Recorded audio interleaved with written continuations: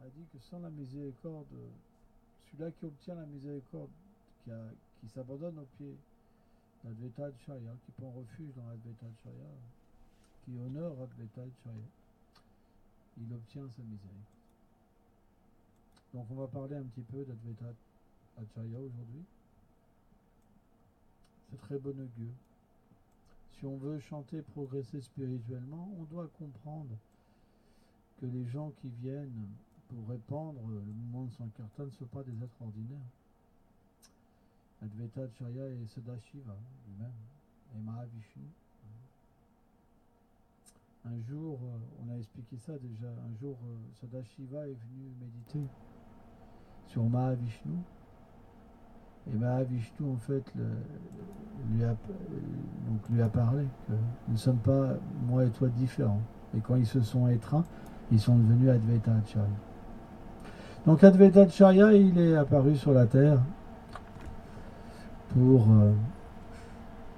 répondre aux attentes du Seigneur suprême, qui devait descendre. Donc demain, on parlera sur la venue de Chaitanya Mahaprabhu. Et donc Advaitacharya est né de son père Kuvela et là-bas, sa mère. Et à un moment, c'était le moment pour eux de s'en aller. Et un très beau chariot donc est venu de Vaikuntha venir les chercher. Et après Advaita, il est parti en pèlerinage pour offrir des oblations donc à Gaya pour ses parents, etc. Donc il a été dans différents lieux. Il a pu avoir le darshan de Vyasadeva, Narayana, par exemple. Il a été à Gomukh, à la source du Gange. Il a été à la rivière Gandaki, où il a ramassé un shalagram. Hein, c'est comme ça qu'Advaita a eu un shalagram Shila. Il a été à Varanasi, il a été dans différents lieux. Et donc, quand il a été à Mathura,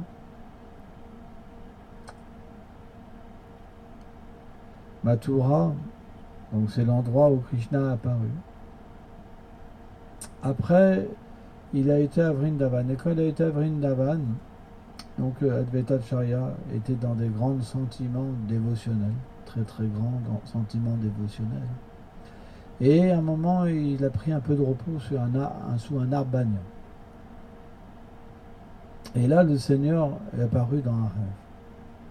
Il lui a dit, oh, en fait, je suis dissimulé dans tel endroit, à Vraj, sous la forme d'une déité.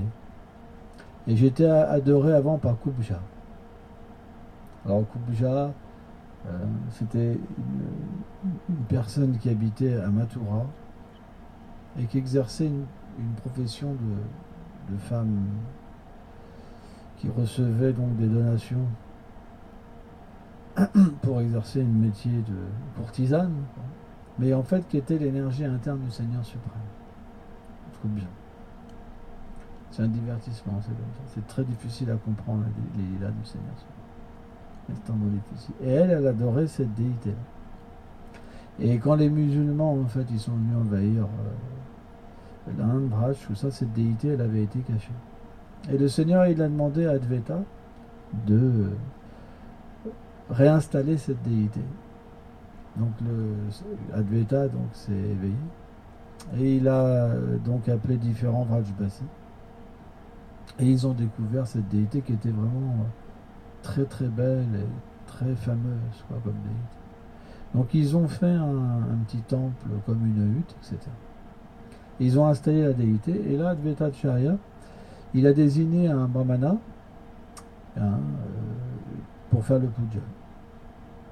Donc pendant ce temps-là, lui, il a été visiter d'autres lieux à Braj. Et quand ce puja a été organisé, il y a des musulmans qui étaient envieux. Ils voulaient casser la déité.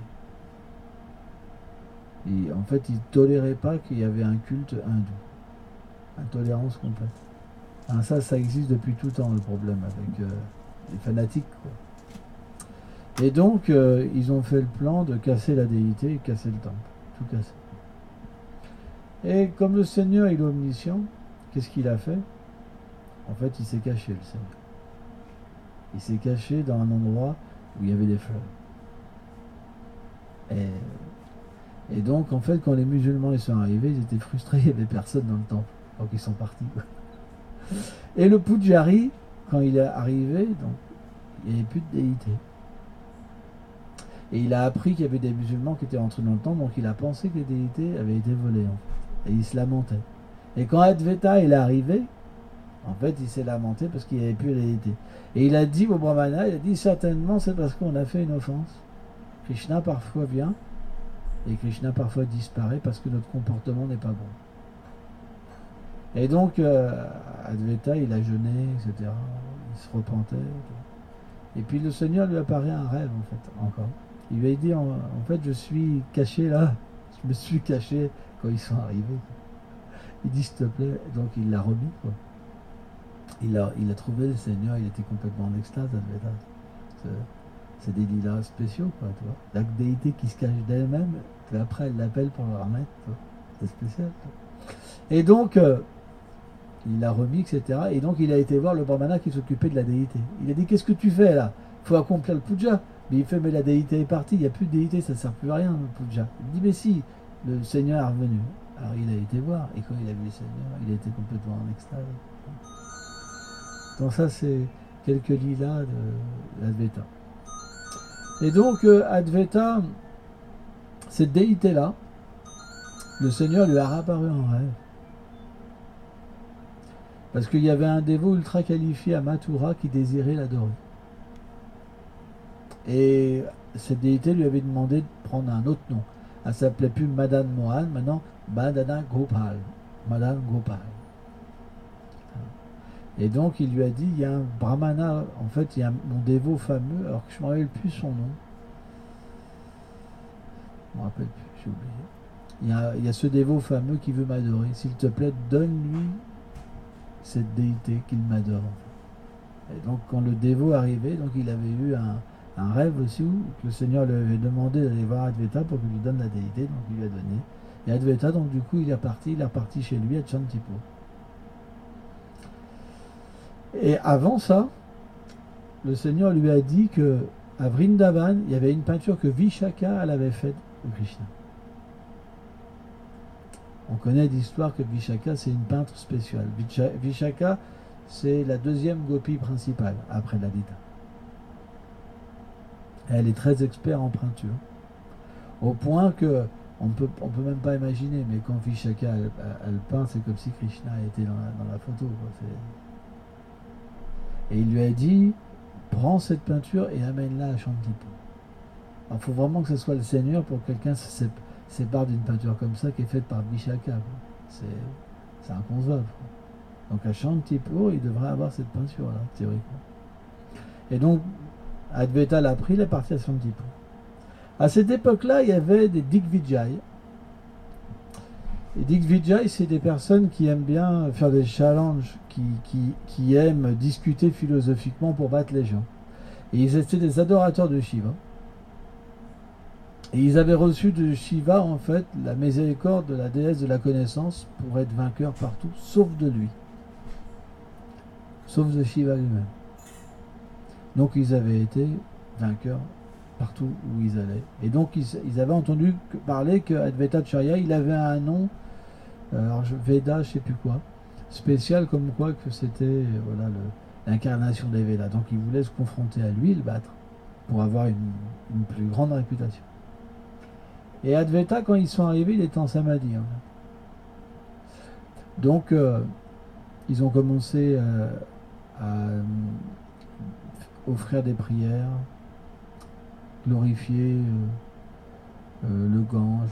Je ne sais plus par qui ils ont commencé, par Krishna, glorifier Krishna. Donc ça a tiré Advaita de sa samadhi, il a dit, oh, vous êtes des grands brahmanas très érudits, etc. Et donc là, ils ont commencé à glorifier le Gange. Que le Gange, c'est le plus grand des dévots. Et là, Acharya leur a dit non. Le Gange, c'est le Seigneur lui-même. Une fois quand Shiva a glorifié Krishna, le Seigneur s'est liquéfié et est devenu le Gange. Donc le Gange n'est pas... Et le Seigneur lui-même sous la forme liquide. Et donc là, ils ont commencé à se dire, mais comment c'est possible qu'on se fasse reprendre et battre et après, donc c'était des impersonnalistes.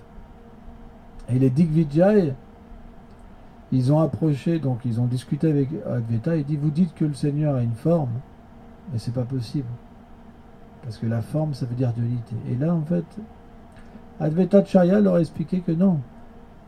Sur le principe transcendantal, la forme existe. Le nom, les attributs, les divertissements, etc. etc. Donc, ils ont été complètement vaincus. Et là, ils ont été vraiment mal. Ils ont dit, mais comment c'est possible? Parce qu'on a reçu la bénédiction de Shiva lui-même. Et là, ils ne savaient plus quoi penser. Et là, à ce moment, il y a une voix qui est retentie du ciel et qui a dit qu'en fait, que Advaita Charya, c'était Shiva lui-même, en fait. Et là, automatiquement, Advaita Charya leur a montré sa forme originelle. Et après, c'est devenu des Krishna Bhakta. Madhavendra Puri, il est venu avant Sri Chaitanya Mahaprabhu pour révéler l'arbre dévotionnel. En fait, il est considéré comme les racines de l'arbre dévotionnel. C'est un arbre à souhait, un kalpavriksha dans le monde spirituel. Et il est venu véritablement intoxiqué par l'amour pour Dieu. C'est expliqué que Radharani elle-même a chanté un mantra dans les oreilles de Madhavendra Puri. Ce mantra, en fait, il révèle l'état d'âme de Srimati Radharani qui est en séparation avec Krishna quand Krishna s'en va, en fait, de Vrindavan. Et Madhavendra Puri passait ses jours et ses nuits dans un état d'âme tellement élevé, en fait, que personne ne peut comprendre l'état d'âme de Madhavendra Puri. Impossible. Et Advaita Charya, il avait rencontré Madhavendra Puri. Si mes souvenirs sont bons, c'était à Nilachala, donc à Jagannath Puri. Et en fait, quand Advaita était complètement en extase, imbibé d'amour, et quand Madhavendra Puri a vu Advaita, il dit, oh, c'est pas un être ordinaire. Parce que ces symptômes-là, quelqu'un d'ordinaire ne peut pas les manifester. Une telle absorption dans l'amour de Dieu, c'est pas possible. Hein? Parce qu'on voit dans ce monde, la plupart des gens, même quand ils entendent les gloires de Krishna, ils ne ressentent rien dans leur cœur. Hein? Et au maximum, on peut atteindre un certain degré, selon Vishvacharita Thakur, Prem. Et les stades plus élevés de Prema, en fait, ne peuvent pas être atteints. Et on doit naître dans le sein d'une gopi, à Boma, Vrindavan, pour après progresser davantage et après atteindre Golok Vrindavan. Et donc, Madhavendra Puri et Advaita, ils ont beaucoup discuté. Et ils se sont séparés.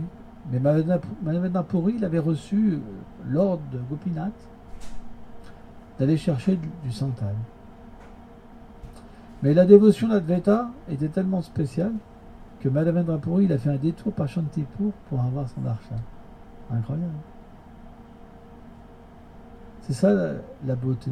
Quand il n'y a plus d'animosité, plus d'envie, il y a l'amour. Alors des véritables liens peuvent se manifester. Parce que des paroles, par exemple, des paroles des dévots, c'est comme du nectar pour notre dévot. Parce qu'il obtient plus d'amour de Dieu. On voit par exemple Bhaktivinoda Vishnu Maharaj, quand il est venu, il a senti qu'il progressait. Il a dit en fait, je progresse quand je suis là. Ça, c'est la mentalité d'un vrai dévot. Un faux dévot, il pense qu'il a tout. Mais un vrai dévot, il pense qu'il n'a jamais rien. Par exemple, le Brihad Bhagavatamrita, Sanatana Goswami. On voit que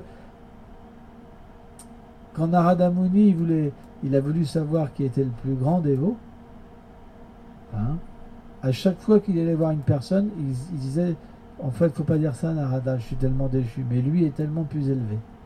C'est le sentiment d'un dévot, d'être inférieur. Mais quand on est un dévot qui n'est pas raffiné, prakrita, qui est encore matériel, on désire la position. Donc quand on nous glorifie, on aime bien. Mais un dévot qui a l'amour pour Dieu, quand on le glorifie, c'est très désagréable. Ça fait l'effet inverse parce qu'il ressent dans son cœur qu'il n'a pas de qualification. Et donc quand il entend les autres parler, il progresse. Il n'est pas sans attention. Il n'est pas focalisé sur le corps. Il oublie le corps. Mais un dévot néophyte, il ne peut pas oublier le corps. Donc, avec la conception corporelle de l'existence, on ne peut pas entendre les gloires du Seigneur. C'est pas possible. On peut entendre les gloires du Seigneur avec l'âme, pas avec l'identification du corps. Parce que l'identification du corps, automatiquement, il y aura ce problème en nous, qui est la fierté. Et qu'est-ce que ça veut dire la fierté? C'est moi qui me protège. C'est moi qui me soutiens. C'est pour ça qu'on n'arrive pas à entendre.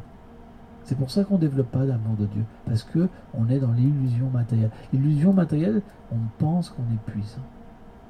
Mais vous savez, il suffirait qu'un ouragan arrive pour voir qu'on est tout petit. Ou un raz-de-marée. Mais quand il n'y a pas ces choses-là, le faux ego est tellement puissant. On est infime. Mais dû à l'énergie matérielle, on pense qu'on est illimité. Et c'est pour ça qu'on rivalise avec le Seigneur. Et pourtant, on est obligé de prendre les résultats de nos actes. Tout le temps, tout le temps, tout le temps. Donc, naturellement, quel est l'effet des gloires du Seigneur suprême?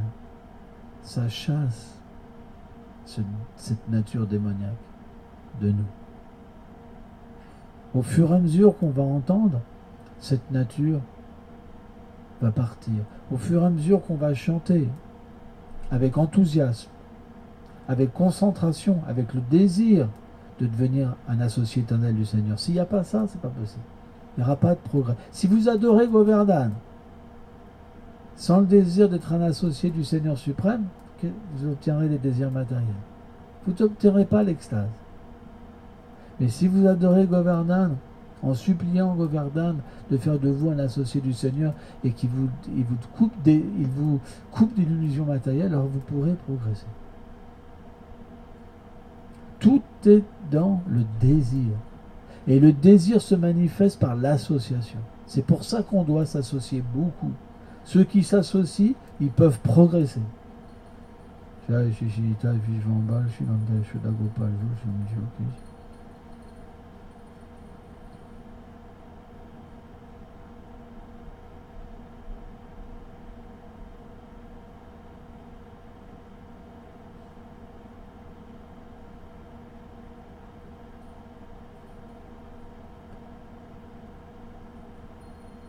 La vie est très courte. Extrêmement courte. C'est pour ça qu'on doit avoir un désir puissant de s'associer avec les Vaishnavas avancés. Comme Advaitacharya, quand il a vu Madhavendra Puri, il a pris initiation de Madhavendra Puri. Le Seigneur lui-même, pour nous faire voir en fait qu'on doit véritablement trouver quelqu'un qui puisse nous faire progresser spirituellement. Jai Shadvaita Chandra ki Jai.